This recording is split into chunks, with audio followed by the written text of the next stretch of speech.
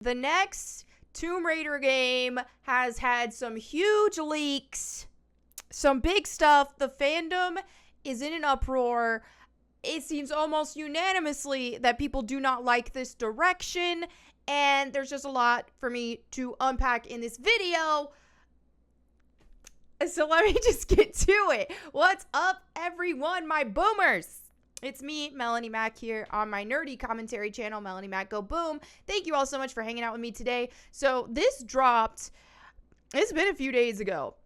It happened right when I was visiting my family. So as I said in my last video, my mom got the coof, and so I went to help take care of her. All is well. She's doing great. I didn't get the coof, all that kind of stuff. So everything's awesome. But anyway, while this happened, I saw Colin from Sacred Symbols, Last Stand Media, all that kind of stuff, which I will dive more into. He dropped a video on his Patreon, actually, first, before he brought it to YouTube, which said that he was leaked information on the next Tomb Raider game titled Project Jawbreaker, tentatively, and he shared part of the script of that. Okay, so when that happened, I subbed to him on Patreon. I wanted to listen to it, all that stuff. I will say, first and foremost, I 1000% believe him on this. There are, obviously we would hope something like this would be fake, but Colin is an industry veteran. What he does now with his podcast and all that sort of thing is journalistic in nature.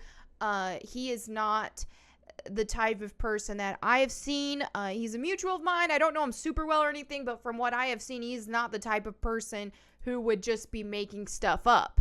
Okay, so there's multiple reasons why I believe this. But secondly, I think that he was given the information, what you would call, I don't know, but he was given this information not under the context of, hey, don't tell anybody. So he did not break NDA or anything like that, okay? And I have to preface this with some stuff just because, me sharing this, I'm sharing the information that I saw, and I kind of paraphrased it in my own words on Twitter here, which I will share with you guys. But I would never share something that any information that was given to me under NDA. And Colin, I believe, would not as well. And this was not the case with him. So if anyone's like, oh, prove it. I don't have proof of this. I was not given any type of information.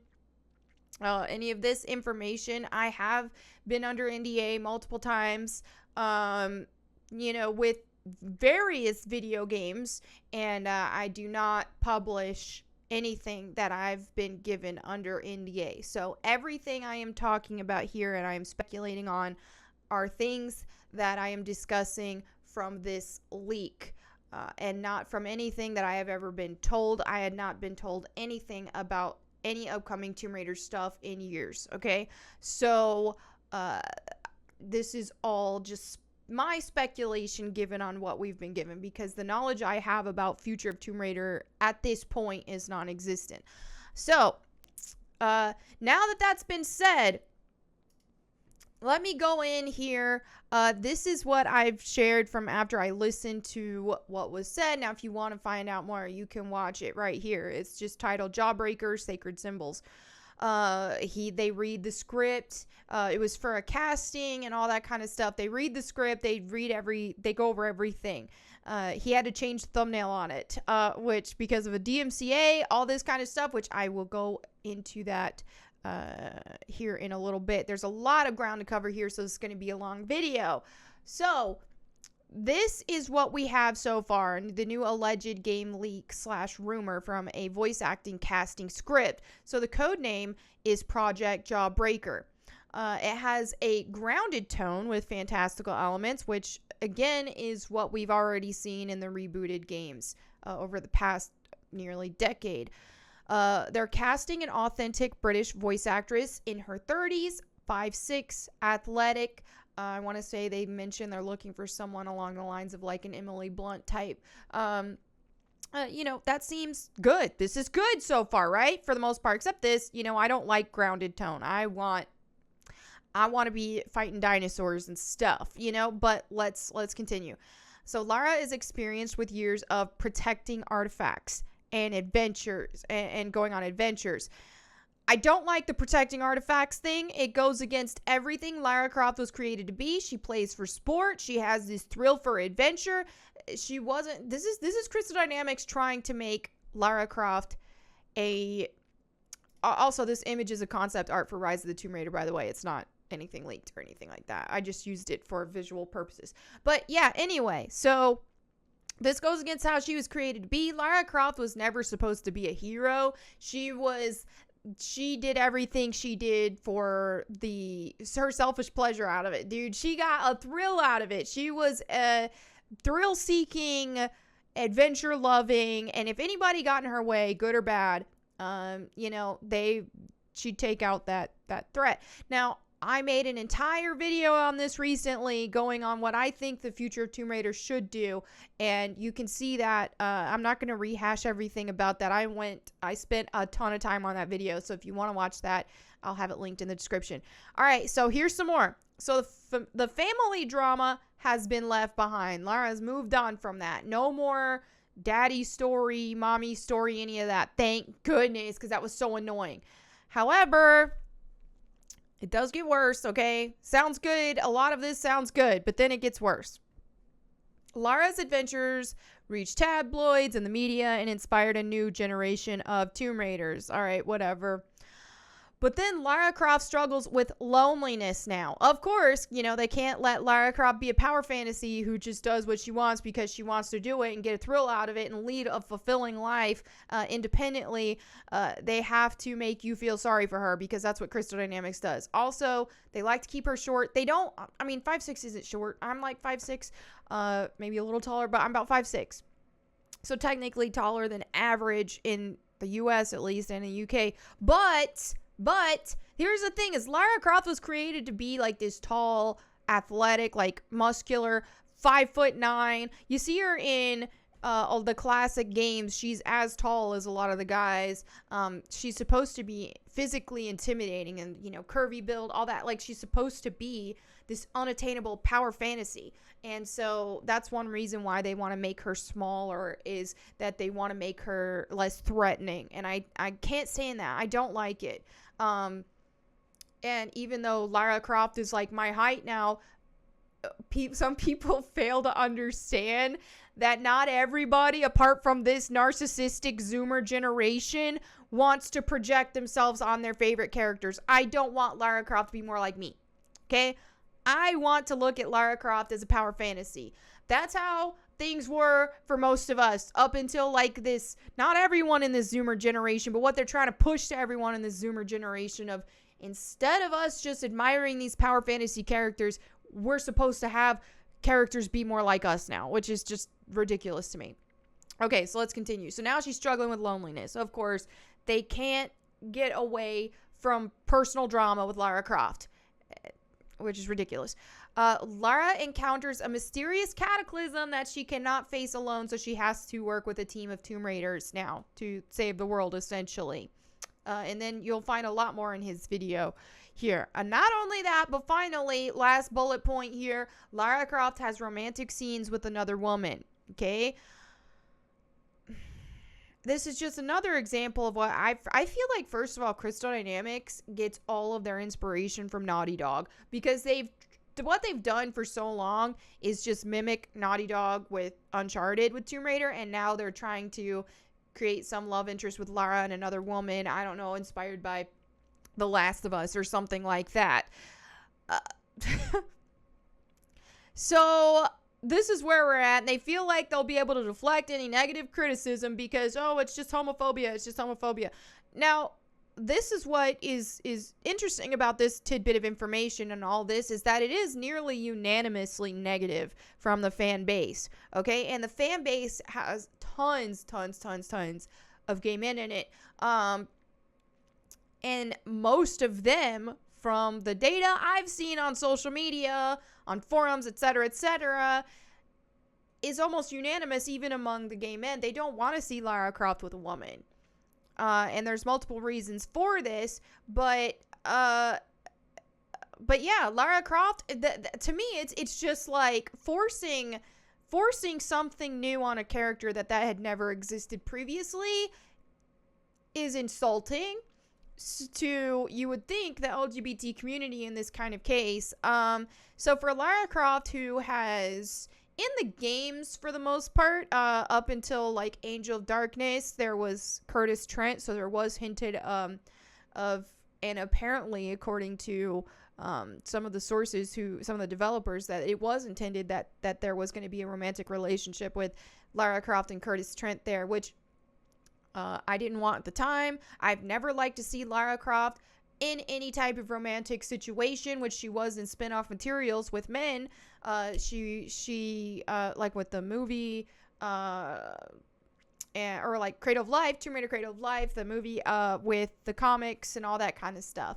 But according to the actual games, the only ounce of, up until before Angel Darkness, the only romantic situations Lara had really had was that she was engaged at one point to a man, but that was an arranged marriage by her parents, and her later deciding not to move forward with that is what made her disowned and what made her choose this life of adventure over that. And so how that always spoke to me and to a lot of fans in general is that Lara Croft is married to her work. She's married to adventure. She doesn't seek romantic relationships because she is so hyper focused, and a lot of people theorize classic Lara as being some sort of psychopath, even, but she's so hyper focused on just her own thrills, her own adventure, that she doesn't really have any interest in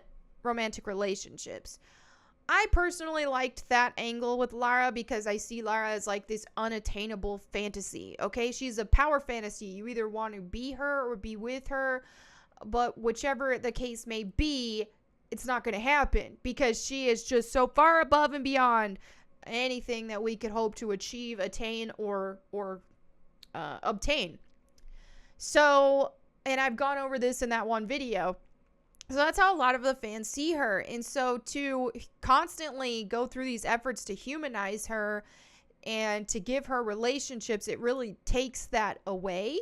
Lara Croft was also a character who was a loner, who liked working alone. And so, she's lonely now. Oh, poor Lara. Oh, feel sorry for her. Now I go more into my opinions here. These were my initial opinions. I said, this sounds terrible. Lara should never be working with a team, and making her lonely and a protector of artifacts goes against everything she was created to be. Lara thrived being alone, and she pursued artifacts from selfish ambition and thrill. If this is all true, which it appears to be legit, I won't be playing. This isn't Lara Croft or Tomb Raider. My best hope at this point is for this all to be scrapped, but probably not going to happen since Embracer seems to be giving Crystal Dynamics free reign. The Lara Croft is lonely thing is just another example of how they can't just give us a power fantasy Lara Croft. They always want us feeling sorry for her with her family drama in recent games, and now, she's lonely. Make Lara a power fantasy again. Also, they claimed unification, which they've been pushing on us for. We're going to unify the timelines. We're going to make all the fans happy. This, that, and the other. But this is not a unification or even close. It's literally just Survivor era continuation, which it is. Clarification. Oh, yeah, and I had to clarify the image. And then also, there was, this was posted on forums. This information was, there were fan sites that were sharing this, and they were told that because they are a part of the official Tomb Raider fan site program, they could not share this information, and they had to take it down. And then Last Stand Media, Colin dropped this info, was hit with a DMCA claim. They made them take it off of Patreon, and it's still here. They just changed the thumbnail and all that kind of stuff. But yeah. And so I think if this were not legit, then why would they be going through these efforts? Now, when you watch a lot, I watched this video, which goes more into detail on like the legal side of things, the DMCA strike, all that kind of stuff. And it was delivered by Square Enix, which Square Enix has sold the property to Embracer Group. But I think for a certain period, or because this was all a part of happening while they were a part, Crystal Dynamics was a part of Square Enix, then this is their responsibility. And after watching this part of the video, my interpretation of all this and what it seems to me is now I could be wrong, but this is just my impression, is they don't want Embracer to back out of the deal either. I don't know if it's reached that point to where they can still back out or not. I don't know. I thought it was all complete, but who knows? But at any rate, with this dropping and seeing the large negative reaction to it, I could see how Square Enix would definitely not want Embracer to back out as a result of that. Now, I think, regardless of whether that part, my speculation and opinions on that, I think that hopefully Embracer sees all this negative reactions to it and says, hey, let's not move forward with this. Who knows? All this stuff could have already been scrapped, but from my impression, based off of, they're hiring more writers. They seem to be moving forward like they already have some sort of direction. And in this case, and some people were speculating, saying maybe this was for the Netflix thing and not the next game. Well, first of all, Colin was leaked the information and seemed very confident in that it was for the next game. And secondly, why do they have the specific body type requirements for the voice actress if it were just for Netflix voice acting? Not to mention Netflix has had their voice actress for over a year now, Haley Atwell, so they wouldn't be having to go through all this. So yeah, this is a lot. Now, like I said before, I have issue with them trying to humanize Lara, trying to give her a relationship. I don't care if it was even with a dude. I don't want it. Don't want to see it. I think what we all ideally want to see is Lara not be the focal point of the next game. Lara's story and Lara as a person should not be the focal point. Lara was a vessel to be a power fantasy, and that's that. There wasn't supposed to be all this drama around her character. Up until Angel of Darkness happened, that really wasn't a thing. So, for some reason, Crystal Dynamics is just adamant on making all of their Tomb Raider games about Lara Croft.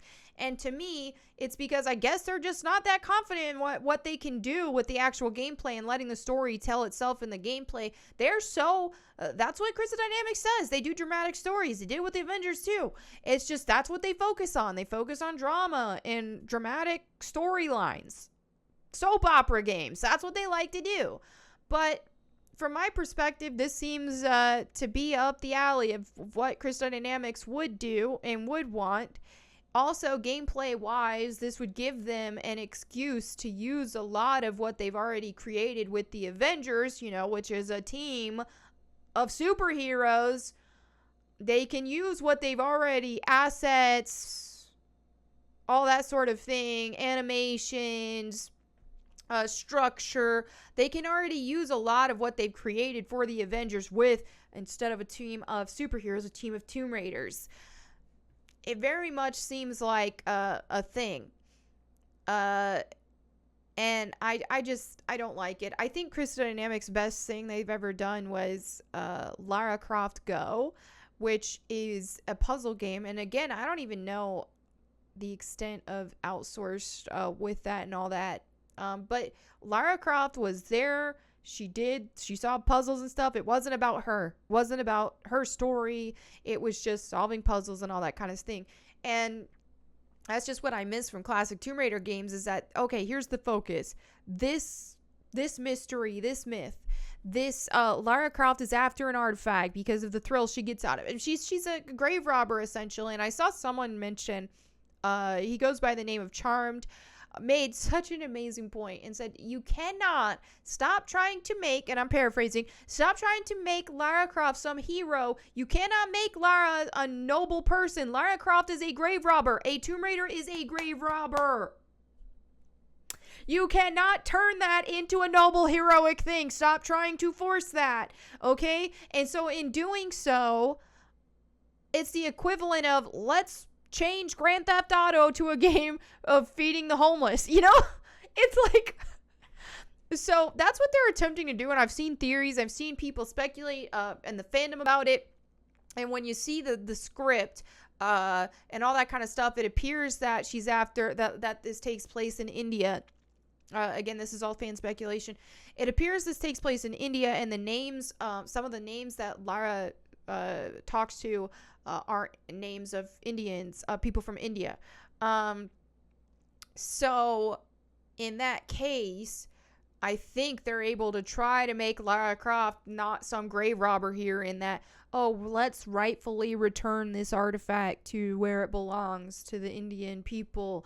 Some kind of woke savior thing, which sounds ridiculous. So yeah, now they've got this giant woke story of, instead of Lara being a selfish grave robber, she now wants to be a hero and protect artifacts. And she also wants to, or she also falls in love or whatever with a woman. And in my opinion, that to create more drama and to constantly, put Lara through more trauma, which they love to do, they just love to traumatize her. They can't make her be a power fantasy. They probably will make her love interest die or something like that. Who freaking knows? It's just all stupid. It's stupid. It's woke trash. So, no, if this does move forward, I absolutely will not be playing it. And if we want to see a change, then, yeah, we can't be supporting stuff that we don't want to see. And I don't want to see them absolutely desecrate my favorite video game character. And I've been speaking out a lot more about this. And yeah, I think a lot of people we don't want to do this. I didn't want to have to be so critical of the reboot timeline and all that kind of stuff. Now, when the reboot first dropped, man, I loved it when it first dropped. It was something new, it was something different, refreshing. But then after that initial high I got off of that, I was complaining about it a lot. And then I felt bad because, like, I thought, well, let me give him a chance. People are like, give him a chance. This is just the origin story. Give him a chance. Why are you so quick to judge? Why are you so critical?